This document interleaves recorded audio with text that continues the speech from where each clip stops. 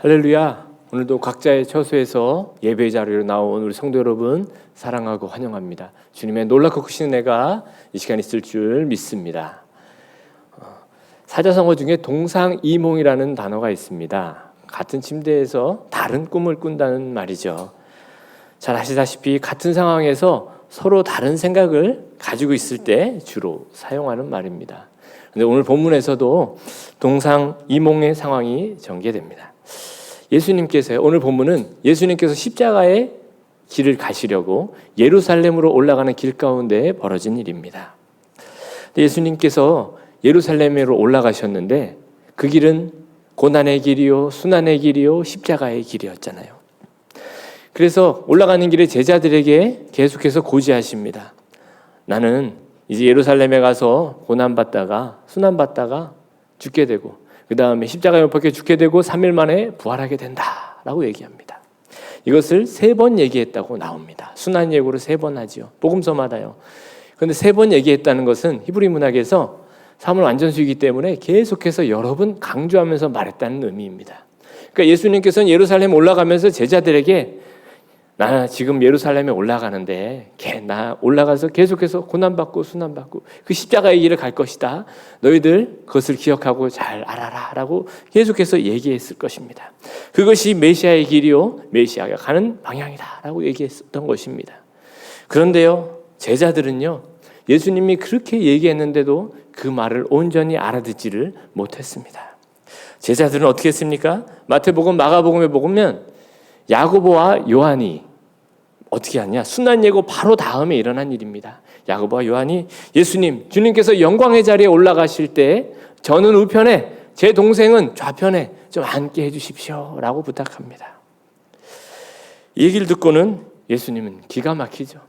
예루살렘 길 올라가면서 나 십자가의 길을 갈 거야, 고난의 길을 갈 거야, 순환의 길을 갈 거야 하는데 아무리 이런 얘기를 해도 제자들의 귀에는 그게 들리지 않는 겁니다. 제자들의 눈에는 예수님께서 기적을 행하시고 치유를 행하시고 놀라운 일을 행하시는 그것에만 초점이 맞춰져서 정작 주님께서 가실 그 메시아의 길, 순환의 길, 그 섬김의 길, 낮아짐의 길은 눈에 보이지 않았던 것입니다. 그러면서 예수님께서 이렇게 얘기합니다. 지금 너희들이 구하는 것을 너희들은 알지 못한다. 왜요? 예수님의 영광의 자리에 오른쪽, 왼쪽은 그것은 무엇입니까? 그것은 똑같이 십자가의 길이었잖아요. 그런데 그것을 알지 못하고 야고보와 요한은 영광의 자리라고 말하고 있습니다. 그러니 예수님 다시 이처럼 말씀하십니다. 마가복음 10장 45절입니다. 인자가 온 것은 섬김을 받으러 온 것이 아니라 도리어 섬기려 하고 자기 목숨을 많은 사람의 대속물로 주려 함이라. 너희들이 가야 할 길은 바로 이 길이다 라고 얘기해 주는 겁니다. 내가 온 것은 저 영광의 길을 가는 것이 아니라 저 십자가의 길, 고난의 길, 섬김의 길을 가려고 온 것이다 라고요. 제자들은 예수님께서 메시아인 걸 알았습니다. 그리스도이신 걸 알았어요. 구원자인 것은 알았어요. 하지만 자기들이 생각하는 메시아, 자기들이 생각하는 구원자라고 생각했던 것이죠. 예수님을 통해 열리는 진정한 하나님의 나라는 알지 못했던 것입니다. 오늘 본문에는 예수님을 메시아로 믿지 않았던 그 바리새인들이 질문을 합니다. 2가지 질문하는데요. 왜요? 예수님께서는 하나님 나라에서, 바리새인들이 하나님 나라에 대해서 질문을 하는데요. 왜 이 하나님 나라에 질문을 하냐? 예수님께서 공생의 초창기부터 계속해서 외치셨거든요. 마가복음 1장 15절입니다. 이르되 때가 찼고 하나님의 나라가 가까이 왔으니 회개하고 복음을 믿으라. 이 말씀이 예수님께서 계속해서 외쳤던 말씀입니다. 때가 찼다. 하나님 나라가 가까이 왔다. 회개하고 복음을 믿어라. 하나님 나라가 가까이 왔다고요.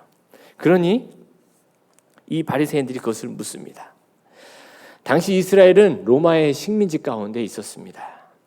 식민지에 있으니 그들의 소원은 무엇입니까? 그들의 꿈에도 소원은 독립이겠죠.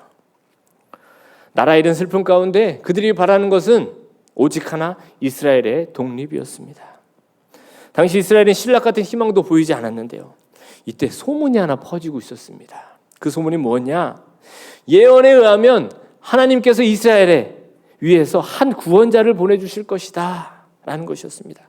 그리고 그 구원자를 보내주셔서 우리나라를 독립시켜 주실 것이다, 해방시켜 주실 것이다, 이 소문이 바다했습니다. 그래서 예수님의 제자들은 예수님을 그 메시아로 봤던 거예요. 우리 예수님이 우리 예루살렘을 우리 이스라엘을 구원하실 그 메시아이다라고요. 그리고 예수님을 따랐던 모든 사람들도 그렇게 생각했던 것입니다. 그때 예수님이 말합니다. 너희들이 생각하는 그 메시아가 그 메시아가 아니다. 너희들의 진정한 구원은 거기서 비롯되는 것이 아니야. 이스라엘의 독립과 이스라엘의 해방을 통해서 너희들의 진정한 구원이 이루어지는 것이 아니다 라고 말씀하십니다. 그때 바리새인들이 질문을 합니다. 하나님 나라에 질문을 하는데요. 두 가지 질문을 합니다. 첫 번째는요. 하나님 나라가 도대체 언제 옵니까? 그러니까 우리가 이토록 기다리는 그 독립의 때가 도대체 언제 오는 겁니까? 라고 묻습니다. 그리고 두 번째, 하나님 나라가 임했다는 증거는 무엇입니까? 왜요? 도대체 이 바리새인들이 이해할 수 없는 거예요.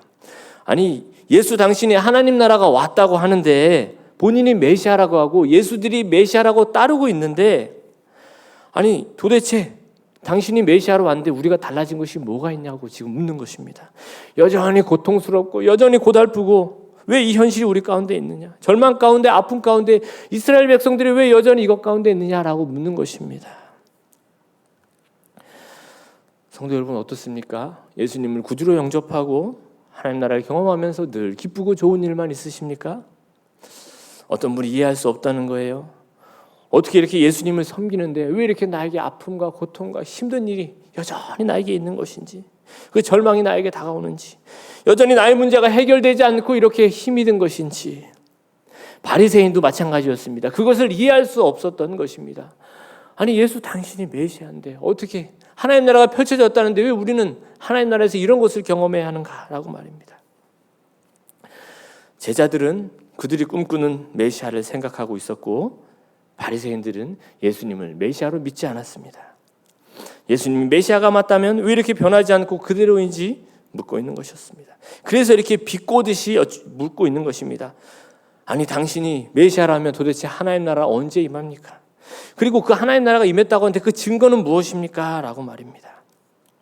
이렇게 물을 때요, 예수님께서 전혀 다른 대답을 하십니다.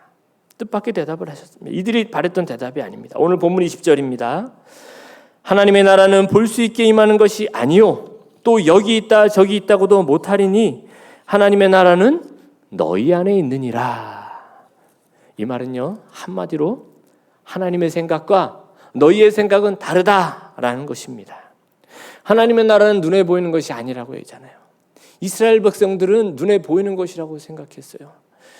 지금 우리나라가 해방되고 독립하고 다른 나라처럼 좀 먹고 사는 거는 힘들지 않고 좀 편안하게 좀 살고 좀 건강하게 그냥 생이 주어진 만큼이라도 좀 살 수 있기를, 물질적인 좀 풍요가 이루어지고 자녀가 좀 잘 돼서 자랑 좀 해보고 사업도 좀 잘 돼서 성장 좀 해보고 이런 것을 바라는 것입니다. 근데 이런 것도 바라야죠. 하지만 예수님께서 말씀하신 하나님의 나라는 분명 눈에 보이는 것이 아니었습니다. 하나님의 나라를 이렇게 눈에 보이는 것으로 이해하면 하나님 나라에서 점점 멀어지는 것입니다. 하나님은 언제나 중심을 보십니다. 로마서 14장 17절입니다. 하나님의 나라는 먹는 것과 마시는 것이 아니요 오직 성령 안에 있는 의와 평강과 희락이라. 하나님 나라가 이루어질 때 나타나는 것은 이런 것들이 나타나는 것이지, 이런 것이 나타났을 때 하나님 나라라는 것은 아니랍니다. 이것은 하나님의 나라가 나타났을 때 이루어지는 현상이라고 말하는 것입니다. 두 번째로 얘기하는 것은 하나님의 나라는 여기 있다 저기 있다고도 얘기하지 못한다고 합니다. 이것은 장소의 개념이 아니라 통치의 개념임을 말씀하고 있습니다. 하나님 나라는 저 위에 있어, 하나님 이 땅 가운데 있어, 이루어지는 거야 하는 장소의 개념이 아니라 통치의 개념입니다. 내 안에 하나님의 통치가 이루어지면 내 안에 하나님 나라가 이루어지고, 우리 가정 가운데 하나님의 통치가 이루어지면 우리 가정이 하나님의 나라가 되고, 우리 교회 가운데 하나님의 통치가 이루어지면 우리 교회가 하나님 나라가 되고, 이 민족 가운데 하나님의 통치가 이루어지면 이 민족이 하나님의 나라가 되는 것입니다. 누가복음 11장 20절입니다. 그러나 내가 만일 하나님의 손을 힘입어 귀신을 쫓아낸다면 하나님의 나라가 이미 너희에게 임했느니라. 여러분, 귀신이 무엇입니까? 하나님의 뜻에 반하는 것이죠. 하나님이 원하시는 길, 하나님의 통치의 길이 아닌 그 반대의 길로 가는 것이죠. 그것을 쫓아낼 때 무엇이 임한대요? 하나님의 나라가 이미 임했다고 말씀하고 있습니다. 하나님의 통치가 있고 하나님의 뜻이 있는데 그것을 쫓지 않고 그것보다 뭔가 나를 주장하는 그 어떤 것을 더 먼저 세우고 나의 건강이나 나의 사업이나 어떤 내 욕심이나 내 명예가 더 높아질 때 그것은 귀신이 되는 것입니다. 그런 것을 쫓아내고 내 안에 온전히 하나님의 통치가 이루어질 때 하나님 나라는 이미 너에게 임했다고 말씀하고 있습니다. 이 본문은 하나님의 생각과 우리의 생각이 다름을 얘기하고 있습니다. 어떻게 하면 이 하나님 나라에 대한 이 하나님의 생각과 우리의 생각의 간극을 줄이는가가 우리의 삶의 관건인 것입니다. 어찌 보면 우리의 삶의 평생에 하나님 나라에 대해서 온전히 다 알 수는 없습니다. 하지만 조금씩 그 하나님 나라의 생각을 좁혀가서 하나님의 뜻 가운데 나아가는 것이 우리의 삶의 목표가 되어야 할 것입니다. 지난 성탄 전날 담임 목사님이 동방박사 얘기를 했잖아요. 동방박사가 그 별을 보고 끝까지 쫓아갔으면 되는데 하나님의 뜻대로 쫓은 게 아니라 자기 생각으로 그 왕궁에 들렸다고 말씀했잖아요. 우리의 삶도 그렇지 않습니까? 끝까지 그 별을 보고 달려가고 하나님의 뜻 가운데 나아가야 되는데 하나님의 통치 가운데 나아가다가 어느 순간 내 생각으로 나아가게 되면 안 된다는 것이죠. 동방박사들이 베들레헴 별을 보고 쭉 따라갔는데 결국 마지막에 간 곳은 왕궁이 아니라 어디였습니까? 베들레헴. 저 총구석이었습니다. 가장 총구석인 베들레헴의 별이 멈췄습니다. 그 총구석에서도 뭐 이장집이나 유지집 대단한 집이 아니라 그 냄새나는 그 마구간, 그 말구유 위에 멈춰선 것입니다. 여기서 동방박사들은 아마 깨닫지 않았을까 생각이 들어요. 와, 그렇구나. 이 세상의 왕은 저 대단한 곳에 태어나지만 하나님이 보내신 왕 메시아는 이 낮은 곳에서 태어나는구나. 이 겸손한 곳, 이 낮은 곳에서 태어나시는구나 하면서 자신의 가장 소중한 황금과 유약과 모략을 드렸던 것이죠. 우리의 왕 되신 예수님은 가장 낮은 곳, 그 비천한 곳에서 태어날 때부터 거기서 태어나셨습니다. 그리고 죽는 순간까지, 마지막 순간까지 가장 한결같이 가장 그 낮은 길, 그 섬김의 길, 그 초라한 길, 그 저주의 길, 그 낮아짐의 길로 가셨습니다. 왜요? 우리의 생각과 하나님의 생각은 다르거든요. 세상의 왕은 가장 높은 자리, 대단한 자리, 세상 사람들이 부러워하는 자리, 그 자리에 있는 거라 생각하지만 하나님께서 보내신 그 왕의 자리는 그 자리가 아니었습니다. 나는 너희의 생각과 다르다. 저 낮은 자리, 저 겸손한 자리, 그 자리에서 내가 너와 함께한다. 하나님이 가장 기뻐한 자리가 그 자리다 라고 예수님께서 몸소 태어나신 순간부터 마지막까지 보여주신 것입니다. 우리는 늘 묻습니다. 하나님 나라는 언제 임하게 됩니까? 하나님, 이 고통이 언제 사라지나? 이 아픔 언제 사라지나? 하나님, 도대체 이 코로나가 도대체 언제 사라지나요? 하나님, 우리 이렇게 열심히 기도하는데 왜 이렇게 고되고 힘듭니까? 그럼 우리 주님 뭐라고 말씀하시냐? 하나님 나라는 여기 있다, 저기 있다고 말하지 못한다. 하나님의 뜻은 거기에 있는 것이 아니다 라고 말씀하십니다. 너희 안에 하나님의 통치가 이루어질 때 이미 하나님 나라가 임하게 되는 것이다 라고 말씀하고 계십니다. 내가 온전히 하나님의 뜻 가운데 있을 때 그 하나님의 나라가 우리 안에 펼쳐지고 내 가족 가운데 펼쳐지고 우리 교회 가운데 펼쳐진다고 우리 주님은 말씀하십니다. 우리는 베들레헴 촌동네에 태어나서 끝까지 십자가의 길을 가신 그 예수님을 진정한 왕으로 믿는 사람들입니다. 바로 그리스도인들입니다. 이 연말에 우리는 세상이 바라는 그 부요함의 자리가 아니라 겸손과 낮아짐의 자리를 바라보며 그 길 가운데 열린 하나님의 나라를 바라보는 저와 여러분 되시기를 간절히 소망합니다. 기도하겠습니다. 하나님 아버지, 오늘 새벽도 저희들에게 말씀해 주시니 감사합니다. 저희들의 일생의 삶이 하나님의 통치 가운데 하나님 나라의 삶 가운데 살아갈 수 있도록 붙잡아 주옵소서. 귀신을 쫓아내고 하나님의 나라 가운데 살아갈 수 있는 저들에게 붙잡아 주옵소서. 감사드리며 예수 그리스도의 이름으로 기도드립니다. 아멘.